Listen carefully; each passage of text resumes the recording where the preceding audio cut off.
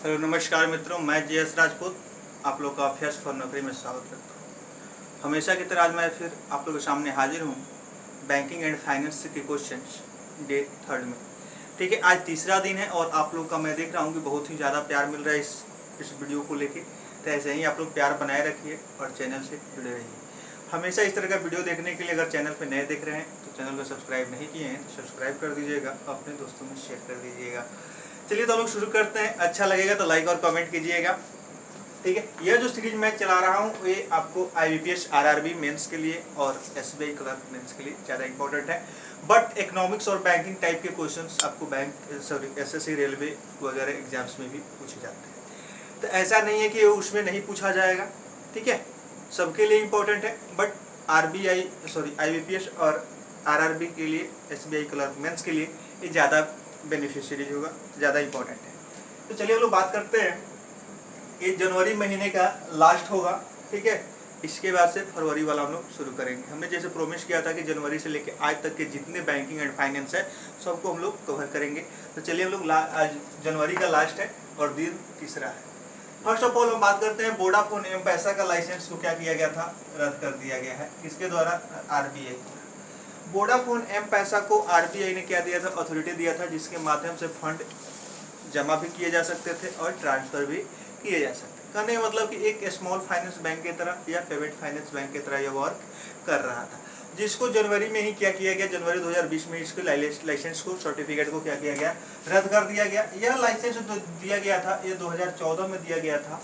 और किसी भी कंपनी को, टेलीकॉम कंपनी को या किसी भी कंपनी को लाइसेंस देने का काम RBI करती है। और यह किस एक्ट के तहत होता है? तो बैंकिंग रेगुलेशन एक्ट 1949 के तहत होता है। ठीक है, तो जनवरी में इसको कैंसिल कर दिया गया और साथ ही साथ आदित्य बिरला पेमेंट बैंक को भी RBI ने क्या कर दिया, बंद कर दिया। आदित्य बिरला जो आइडिया ग्रुप है इसको भी पेमेंट बैंक चलाने का, यानी भुगतान बैंक चलाने का लाइसेंस दिया गया था।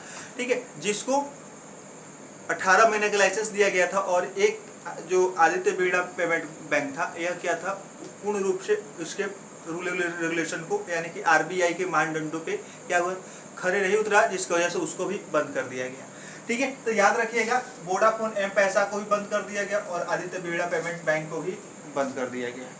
ठीक है, दूसरी बात आएगी, ये दोनों कंपनियां जो टेलीकॉम कंपनियां थी दोनों एक साथ मिल गई और मिल के क्या बनाए, आइडिया और वोडाफोन।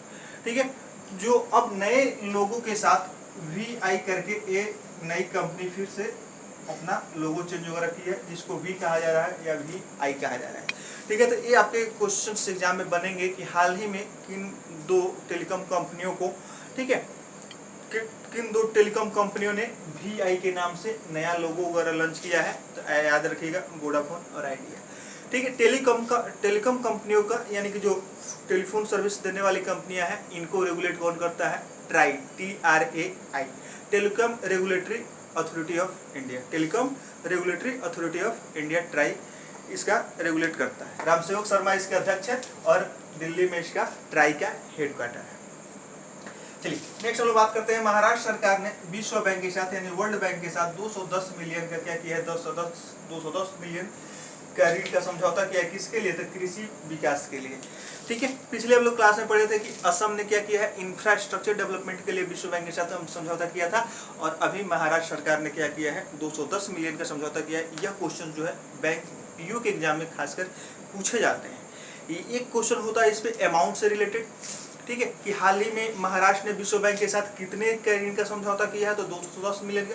दूसरा क्वेश्चन घुमा देता है किस मद में खर्चे किए जाएंगे, तो एग्रीकल्चर डेवलपमेंट में खर्चे किए जाएंगे। महाराष्ट्र के मुख्यमंत्री कौन है? उद्धव ठाकरे। और वहाँ के गवर्नर कौन है? भगत सिंह कोश्यारी। ठीक है, इसी के साथ हम लोग चलते हैं नेक्स्ट क्वेश्चन पे। हाँ, वर्ल्ड बैंक के अध्यक्ष कौन है? विश्व बैंक के अध्यक्ष कौन है? David Malpass. और इसका हेडक्वार्टर है वाशिंगटन DC में। चलिए नेक्स्ट हम लोग बात करते हैं कि एयर इंडिया में 100% विनिवेश का फैसला लिया गया। 100% विनिवेश का मतलब हुआ कि 100%, यानी कि इसको विनिवेश मतलब होता है अपने शेयर को कम करना। आज सीधी सी बात है, अगर कोई कंपनी या कोई सरकार क्या करे, किसी भी कंपनी या किसी भी संस्था में 100% विनिवेश कर दे, यानी कि वो क्या हो जाएगा, वो पूर्ण रूप से बिक जाएगा। कुल कहने का मतलब यही है, बट इसको स्टैंडर्ड फॉर्म में कहा जाता है डिसइन्वेस्टमेंट या विनिवेश। ठीक है, तो ये क्वेश्चन बनेगा कि हाल ही में भारत सरकार द्वारा किस संस्था में 100% विनिवेश की मंजूरी मिले, निवेश नहीं विनिवेश, ठीक है, जो तो आपका आंसर होगा एयर इंडिया, यानी कि एयर इंडिया को भारत सरकार ने क्या किया, सेल कर दिया, ठीक है। चलिए नेक्स्ट बात करते हैं। आईबीए के सीईओ बने हैं सुनील मेहता, यानी इंडियन बैंकिंग एसोसिएशन के अध्यक्ष सीईओ कौन बने हैं, सुनील मेहता, और इसके अध्यक्ष कौन है, रजनीश कुमार, एसबीआई के चेयरमैन, और सुनील मेहता कौन है, पीएनबी के चेयरमैन। चलिए हम लोग नेक्स्ट बात करते हैं। भारत में समाचार साक्षरता बढ़ाने के लिए गूगल ने 1 मिलियन निवेश का फैसला किया है। समाचार यानी कि सब लोग न्यूज वगैरह पढ़ सके, इसके लिए क्या किया है, गूगल ने 1 मिलियन निवेश का समझौता किया है, फैसला लिया है कि हम 1 मिलियन ज़्यादा और इसमें निवेश करेंगे। जैसे कि आप लोग गूगल पे कुछ खोलते होइएगा तो उससे रिलेटेड आपके क्या होते होंगे, न्यूज वगैरह नीचे क्या होता है, आते रहता है, ठीक है। तो उसी तरह का न्यूज को लाने के लिए यह गूगल द्वारा फैसला लिया गया है, ठीक है। 4 सितंबर 1998 को गूगल की स्थापना हुई थी और सुंदर पिचाई इसके क्या है, अध्यक्ष हैं, ठीक है। यूएसए में इसका हेडक्वार्टर है, ठीक है, सॉरी अध्यक्ष नहीं सीईओ है, सुंदर पिचाई सीईओ है, सुंदर पिचाई सीईओ है, ठीक है। नेक्स्ट हम बात करते हैं आरबीआई के सीईओ, ठीक है। सीईओ जनक राजा को क्या किया गया, एमपीसी का नया सदस्य बनाया गया है एमडी पात्रा के स्थान पे। अब यहाँ से क्वेश्चन बनेगा कि आरबीआई में सीईओ पद जो है 2014-15 में क्रिएट किया गया, पहले ये नहीं हुआ करता था, ठीक है। तो उनको क्या किया गया है, एमपीसी में यानी कि मॉनेटरी पॉलिसी कमेटी में मेंबर बनाया गया है। तो मॉनेटरी पॉलिसी कमेटी में 6 मेंबर होते हैं, ध्यान रखिएगा, इसमें 6 मेंबर होते हैं। और यह जो है आरबीआई एक्ट 1934 में संशोधन किया गया 2016 में, और उसके बाद एमपीसी एक अलग से कमेटी बनाई गई जो भारत में क्या करते हैं, मॉनेटरी पॉलिसी का रिव्यू करती है और मॉनेटरी पॉलिसी जारी करती है। तो यहाँ से क्वेश्चन क्या बनेगा, हाल ही में किसको मॉनेटरी पॉलिसी कमेटी में नया मेंबर चुना गया है, तो जनक राजा को, वह किस पद पे थे, तो सीईओ पद पे थे, यानी कि आरबीआई के सीईओ थे। दूसरा क्वेश्चन, नेक्स्ट क्वेश्चन बनेगा कि एमपीसी में कितने मेंबर होते हैं, तो एमपीसी में 6 मेंबर होते हैं, और जिसमें 3 मेंबर आरबीआई से, ठीक है, यानी कि एक गवर्नर और 2 डिप्टी गवर्नर होते हैं, और 3 मेंबर भारत सरकार द्वारा मनोनीत किए जाते हैं, ठीक है। एमपीसी जो है क्या करती है, साल में कम से कम 4 बार मॉनेटरी पॉलिसी जारी करती है, 4 बार इसकी बैठक आयोजित की जाती है, और अधिकतम 6 बार, ठीक है, यानी कि प्रत्येक 2 महीने पे कहिए तो, या मिनिमम साल में 4 बार, ठीक है। इसमें 6 मेंबर होते हैं।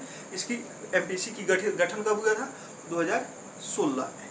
चलिए ध्यान से इसको समझिएगा, थोड़ा सा मैं फास्ट बोल रहा हूँ। चलिए नेक्स्ट बात करते हैं। 10 बैंकों को मिला के 4 बैंकों में विलय कर दिया जाएगा। यह जो है 1 अप्रैल 2020 से लागू हो चुका है।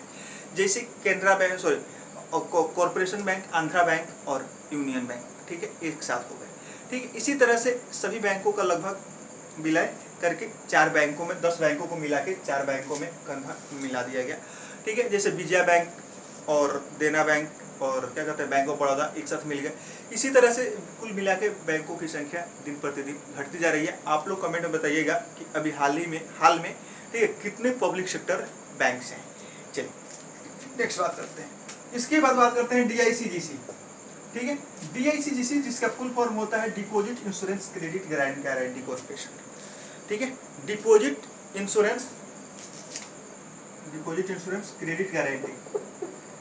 क्रेडिट गारंटी कॉर्पोरेशन, ठीक है, डीआईसीजीसी, ठीक है। इसको क्या किया गया है, ये एक आरबीआई की सहयोगी संस्था है, उसकी सब्सिडरी एसोसिएशन है, ठीक है, जो क्या करती है कस्टमर्स द्वारा यानी कि आम जनता द्वारा बैंकों में किए गए जमाओं पे क्या करती है, इंश्योरेंस कवर करती है, ठीक है। इंश्योरेंस कवर करती है जो पहले यानी कि 1 फरवरी से पहले तक 1 लाख तक का ही इंश्योरेंस कवर करती थी, बट अब ये कितने का करेगी, 5 लाख का करेगी। ये क्वेश्चंस आपके एग्जाम में 100% कंफर्म है कि आएंगे ही आएंगे, ठीक है। कि डीआईसीजीसी द्वारा अब कितने तक के जमा का बीमा कवर किया जाएगा, तो वो आंसर होगा आपका 5 लाख। पहले 1 लाख तक ही जमा आपका सुरक्षित होता था, 1 ही लाख का इंश्योरेंस कवर होता था, बट अब कितने का होगा, 5 लाख का। अब बात करते हैं कि इसका फुल फॉर्म क्या होता है, डीआईसीजीसी यानी कि deposit insurance credit guarantee corporation, deposit insurance credit guarantee corporation,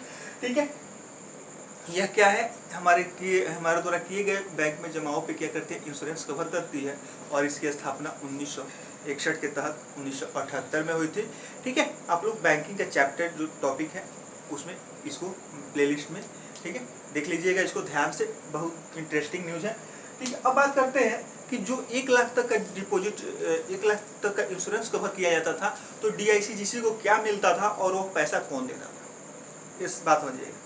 तो DICGC द्वारा जो पहले 1 लाख तक का इंश्योरेंस कवर किया जाता था वह जो है 10 पैसे प्रति 100 रुपये, 1 लाख तक ध्यान रखिए, 10 पैसे प्रति 100 रुपये बैंकों द्वारा दिए जाते थे।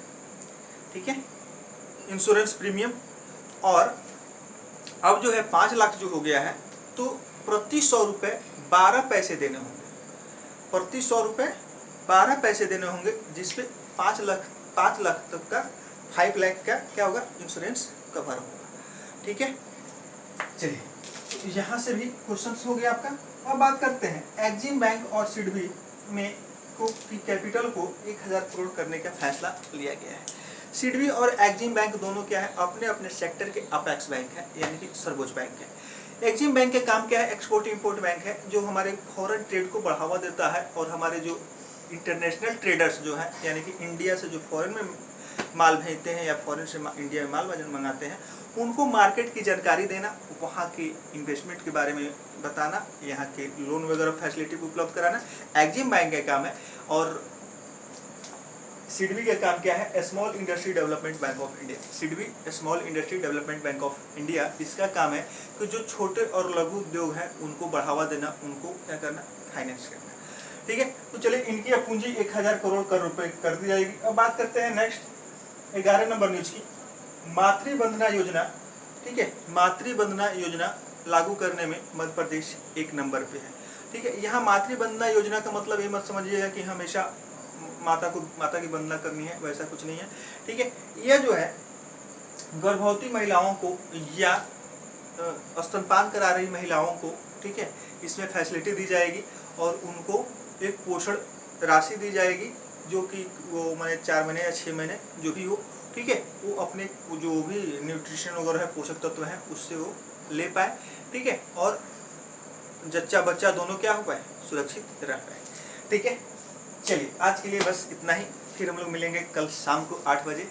तब तक के लिए bye bye, take care, good night.